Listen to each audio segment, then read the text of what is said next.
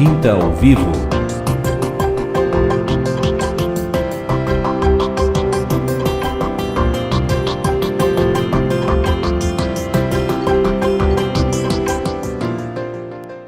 Boa tarde, ouvintes da Rádio TV Milionária. Esse momento de transmissão simultânea para todo o planeta, para a Rádio e TV Milionária. Estamos aqui diretamente de São Paulo, capital. Hoje participando conosco a Júlia, do Rio de Janeiro, e a Fernanda, também do Rio de Janeiro, mas com uma história para contar aí, um pouco paulista, um pouco carioca, que está participando, mora em Barueri hoje e está tendo experiências com o Senhor, né? Com certeza aí, até geográficas. Ô, Glória, que bênção, né? Então já aproveitar e já dar uma boa tarde para a Júlia e depois para a Fernanda. Amém. Boa tarde, irmãos que estão acompanhando aí pela TV Milionária ao vivo. Que o Senhor esteja abençoando a todos os irmãos e que o nosso falar aqui possa edificar a todos que estão ouvindo, né? Porque a gente que sempre vê o testemunho dos outros e sempre é muito edificado, e hoje a gente está aqui, então que o Senhor possa estar nos usando aqui na direção de tudo para que quem estiver ouvindo receba, né, do Senhor aquilo que a gente recebe e quer passar, né? Que são coisas tão maravilhosas que o Senhor faz na vida de cada um, que a gente quer contar, né? Que o Senhor possa estar abençoando a todos os irmãos, em nome de Jesus. Amém. Boa tarde a todos os irmãos, que Deus abençoe a vida de cada um de vocês que está assistindo e que vocês possam ser muito abençoados e muito enriquecidos com esse programa, que eu tenho certeza que é o Senhor que guia. Amém. Queria aproveitar já para vocês me contassem como é que é estar na igreja, conhecer Jesus e conviver em casa, na família, se conhecer relação natural e espiritual. Quem responde? Cada uma tem. Amém. No caso lá de casa, assim, o Senhor chamou primeiro a minha mãe, né? E a minha mãe, passando por situações, dificuldades dela com meu pai, a gente foi procurar várias religiões, assim, né? Em busca da solução para aquilo que ela estava vivendo com meu pai, né? E o irmão dela, o meu tio, ele era do lado de uma determinada religião e levou a gente para lá. E eu tinha, na época, eu acho que 14, 15 anos, eu fiquei apavorada com o que eu vi, né? Porque eu procurava Deus ali no local e não achava, né? E desde criança eu ia na igreja católica e também, para mim, era um ritual, assim, né? De ir para agradar a minha família, né? Que era naturalmente católica e eu não sentia nada, né? Então, lá em casa, assim que minha mãe se batizou, ela resolveu o problema dela com meu pai e deu aquela afastada, né? Mas em nome de Jesus a gente crê que vai voltar, né?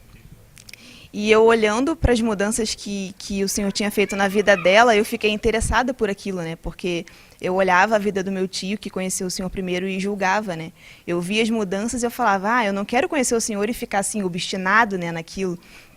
E hoje a gente vive isso e ainda acha que é pouco, né? Porque eu achava assim que era um absurdo certas coisas que eles faziam. E eu não queria passar pela mesma coisa, porque às vezes eu via a situação de sofrimento, né? Amém. E eu pensava, mas conhecer Jesus é sofrer, né?